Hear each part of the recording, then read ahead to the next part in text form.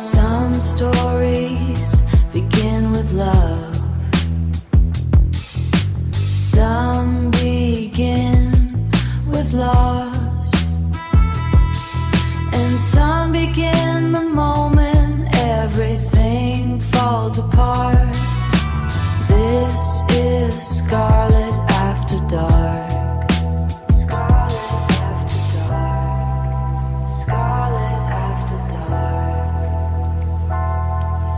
Scarlett After Dark.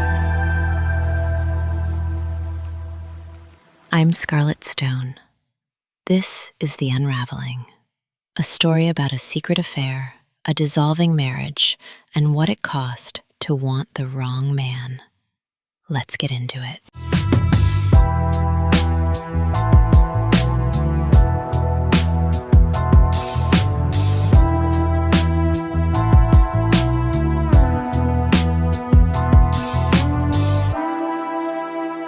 Chapter 6.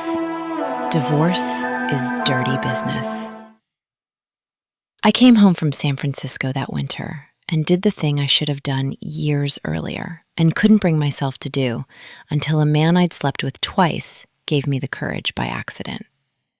I told James I wanted a divorce. I want to be honest about what was driving that, because it would be easy to say it was all David, and it wasn't. And it would be equally easy to say David had nothing to do with it, and that would be a lie too. The marriage had been over for a long time. The desert road I'd been walking down, cold and dusty and going nowhere, had been visible for years. I knew it. James probably knew it too, on some level, even if neither of us had been willing to say it out loud. That part was real and true and long overdue. But I'd be lying if I said those 2 nights in San Francisco hadn't cracked something open. Not because David Rose had given me any reason for hope. He hadn't, not really. He had already shown me the shape of him, the moral hangover, the silence, the thumbs up. And yet feeling that kind of wanting again, even briefly, even messily, even with a man who was already making clear I wasn't a priority, it had reminded me what it felt like to be alive in my own body. That's a dangerous thing to remember when you're standing in a life that stopped fitting you years ago. Once you remember it, you can't unknow it, and I couldn't stay. It was impulsive. I knew that even then. I didn't have a plan. I didn't have David.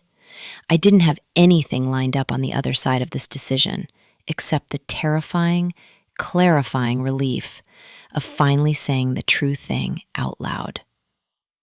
What I told myself was, at least if I'm single, it's not as wrong. What I didn't fully reckon with yet was that separations and divorces don't happen cleanly or quickly. 6 years later, I'm still in the middle of it. But that's the thing about finally saying the true thing out loud. It doesn't resolve anything. It just starts the clock.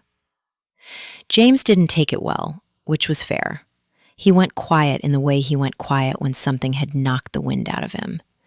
Not explosive, just absent. Like he'd stepped back behind glass. We moved around each other in that house like 2 people trying not to touch the same surfaces. We tried therapy. The therapist was spectacularly bad at her job, which turned out to be the most useful thing about her. She had no investment in keeping us together, and no particular talent for pretending otherwise. After 2 sessions, she essentially told us we were done. She could see it without knowing about David, without knowing about any of it. James and I had simply run out of road. It was in her office, in the 2nd session, that I finally said the things out loud. James was sitting across from me, not beside me. We had stopped sitting beside each other. And the therapist asked me directly what I needed him to understand. I looked at him, really looked at him, and then I said it. I have never been physically attracted to you. Not really. Not the way a woman should be attracted to the man she married.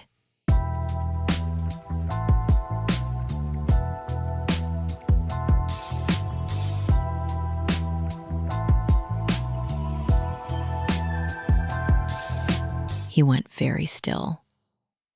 I felt awful saying it. I knew exactly how much that sentence could cost a person. If someone had said it to me, I would have shattered right there in the chair. But this was supposed to be a safe space, an honest space, and I was trying to be as honest as I could without completely devastating him, if that was even still possible given what was already coming out of my mouth. The reason we got married was because I was pregnant. You know that. We both know that. But I don't think either of us has ever said it out loud in a room like this. He didn't respond. The therapist said nothing. She was good at that, at least. I love you. I want you to know that's real, but I have never been in love with you. I watched it land on him, watched his face do something complicated and private, and I didn't take it back, because it was true, and he deserved the truth more than he deserved one more year of my continued performance. The therapist ended the session shortly after. Meanwhile, in the privacy of my own head, I was constructing an elaborate fantasy in which David Rose turned out to be everything those 2 nights had suggested he could be.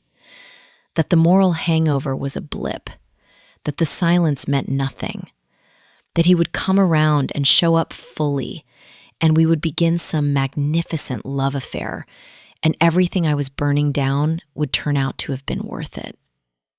I'm not proud of this.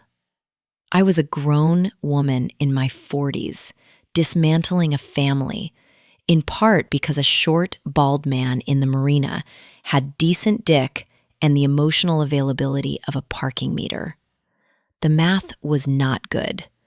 The delusion was total. He had already shown me exactly who he was, and I had constructed a fairy tale in which he was the hero anyway. The heart is an embarrassing organ. It wants what it wants, and it will build whatever story it needs to justify the wanting. I still wanted him. 6 years of evidence that he would never be what I needed him to be, and I still, on some level, want it.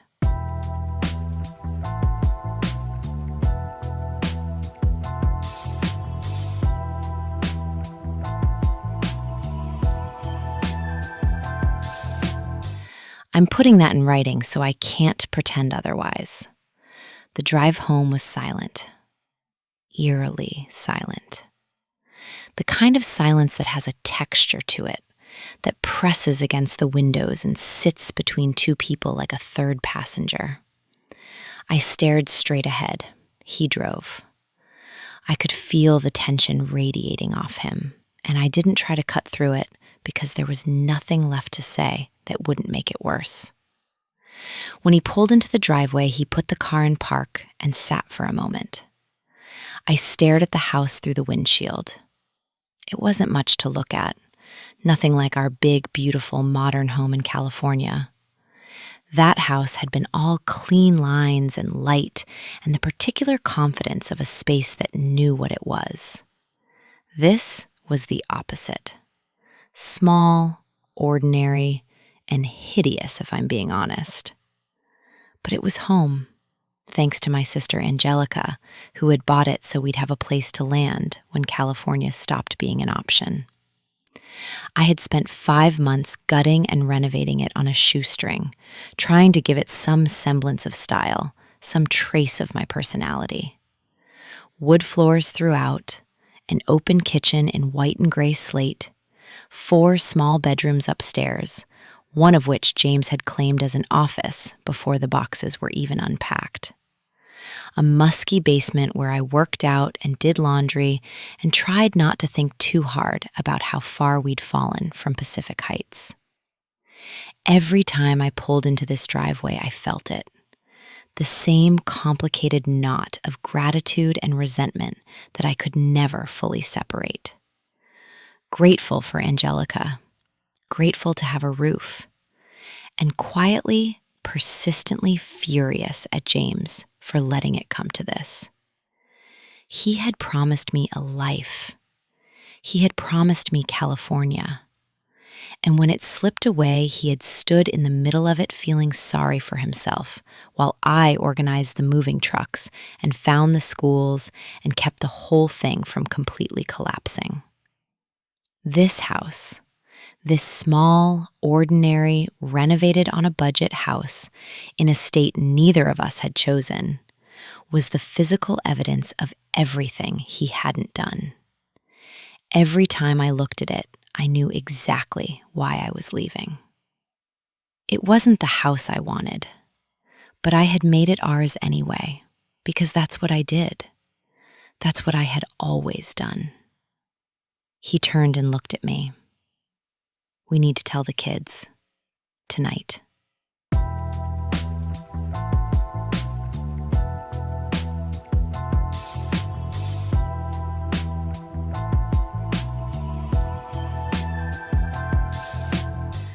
I said it was too soon. We were barely 2 conversations in. Nothing was decided. Nothing was certain. He had already written a letter. We sat the kids down in the living room, and he told them we were getting a divorce. Then he read the letter, long, sentimental, and structured in a way that made clear where he felt the fault lay. The room felt cold, despite the warm, neutral tones of the furniture, the art on the walls, all the careful domesticity we'd built together over the years. There was a silence in it that was different from ordinary silence. Colin and Penelope sat there absorbing it, surprised, but not in the way of total unawareness. They had watched us coming undone for a while. They knew something. What they hadn't known was the extent of it, and what seemed to stun them most wasn't the news itself, but the dramatic weight of the letter, the formal ceremony of it, this declaration coming from a man who had never once been openly emotional in front of them. They didn't cry. They didn't erupt. They just went still in that particular way of people who don't yet know what to do with what they've just been handed. When it was over, Colin looked at me. Just looked. No words. The particular look of a child trying to decide if the adult in front of them is still who they thought they were. Penelope stared at her hands. Then, without a word, they both got up and left the house. Together. They took a walk, just the 2 of them, and I watched them go through the window and didn't follow. I'll never know what that conversation was. I can guess that it held a lot of pain and a lot of uncertainty, and the specific kind of confusion that comes from loving both people in a room that has just broken open. That walk was theirs, not mine, and I have tried to respect that. I turned to James. Are you happy now? Does that feel better? Reading your letter, making it a ceremony, telling them tonight when I asked you to wait? He said nothing, which was its own answer. I walked into the bedroom and ran a bath and sat in it alone until the water went cold.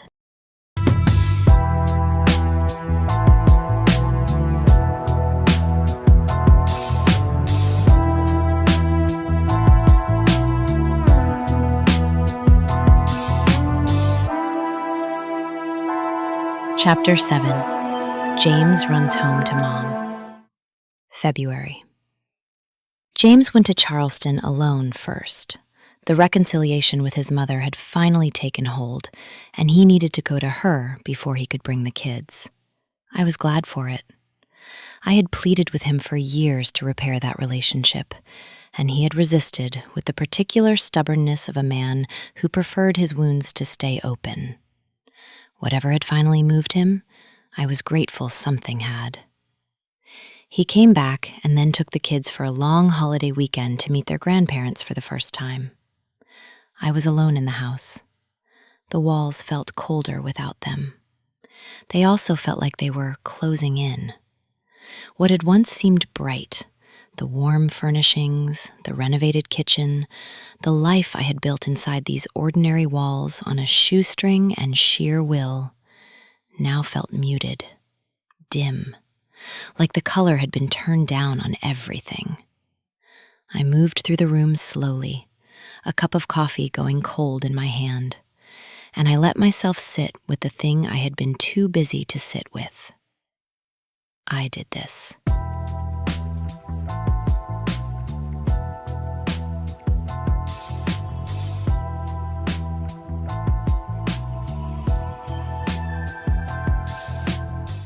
I did all of this.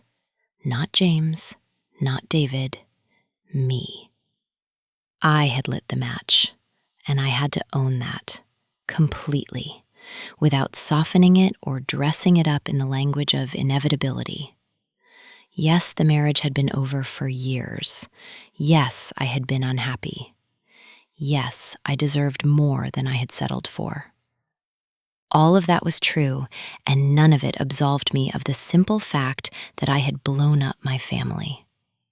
That my kids were in Charleston meeting grandparents they barely knew because their mother had finally, irrevocably, forced everyone's hand. And I hadn't even told James the full truth.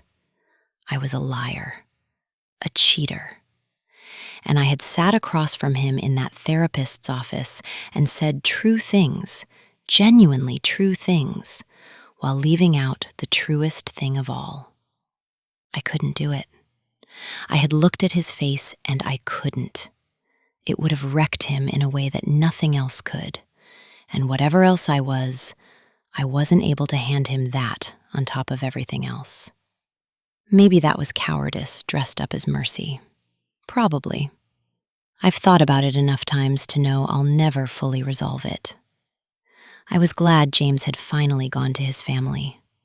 Glad my kids were finally meeting their grandparents, even if there would always be a small, stubborn resentment underneath the gladness.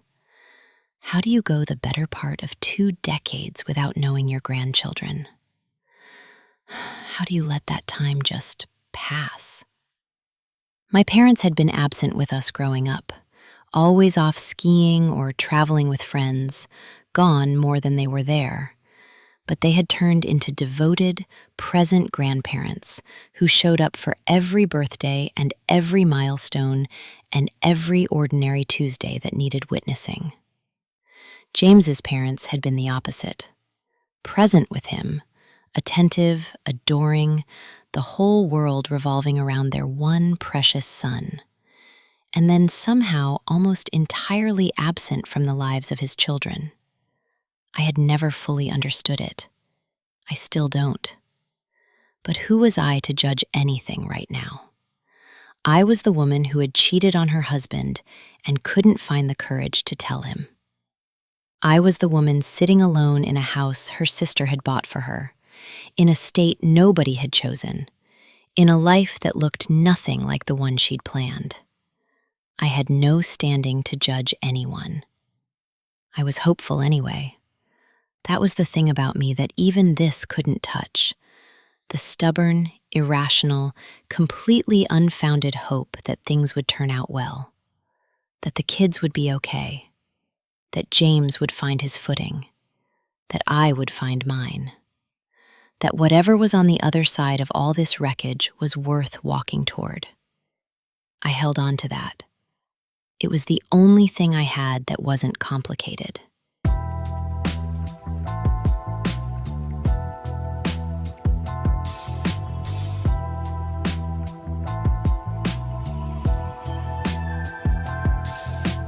David and I weren't speaking. I had told him to go fuck himself, and he had complied, cleanly and completely. And yet he occupied my mind the way he always had, morning, noon, and night, a constant low frequency I couldn't tune out no matter what I pointed my attention at. We had enough mutual friends on Instagram that his name surfaced in my feed periodically. Except sometimes it didn't. I started noticing a pattern. His activity would appear, comments on friends' posts, likes, and then suddenly he'd vanish from my visibility entirely, then reappear. I didn't understand the platform well enough at first to know what I was looking at, so I did what I always do when something doesn't make sense. I researched it, obsessively, methodically, until I had an answer. He was blocking and unblocking me. I sat with that for a long time. My name on his screen bothered him enough to block me, and then something pulled him back and he'd undo it. What did that mean? That he hated me? That I'd struck a nerve? Or that seeing my name stirred up something he was trying to keep buried? Because he was still married, still trying to find his way back into his Pacific Heights house, and I was a complication he needed to manage in small, intermittent doses. I had no answers. I'm not someone who tolerates not having answers. A month or so later, I noticed he had launched a new project. It was good, genuinely, annoyingly good. I used it as a door. I sent him a message, just the word, friends, a question and an olive branch at the same time. He responded. Of course he did. It didn't give me what I wanted. We weren't back, weren't anything. Just two people who could see each other's names again without it being a declared hostility. I knew he was being careful. He was nervous about James, about our overlapping social world, about the fact that he was spending considerable time at his former home. Dinner with the kids, he'd say, which I had learned to translate loosely. It was a torturous kind of almost. My head couldn't hold it gracefully then. Years later, it still can't. I don't do well with being ignored. I never have.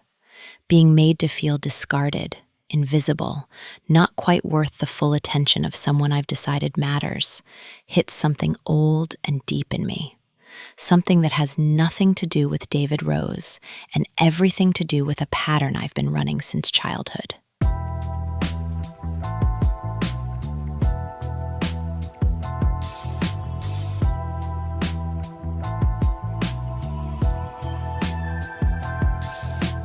My father was not a kind man, not consistently. There was abuse, emotional, physical, and then there were the mornings after, when he'd press money into my hand and say, "Why don't you go buy yourself something nice?" As if a purchase could reset the ledger, as if I'd forget. I didn't forget. What I did instead was learn a particular kind of hunger, for approval that kept getting withdrawn, for love that came with conditions I could never quite meet. I learned to chase. I think about that when I think about David, his aloofness, the way he runs hot and cold, the blocking and unblocking. It's a familiar shape, a challenge dressed up as a person. Make him love you, make him stay, prove you're worth it. I know that's what it is. Knowing doesn't seem to help much. What I was left with in that quiet February house was the question I still don't have a real answer to. Why wasn't I enough? Why get involved at all if you're going to treat someone like a switch you can flip on and off depending on your own comfort level?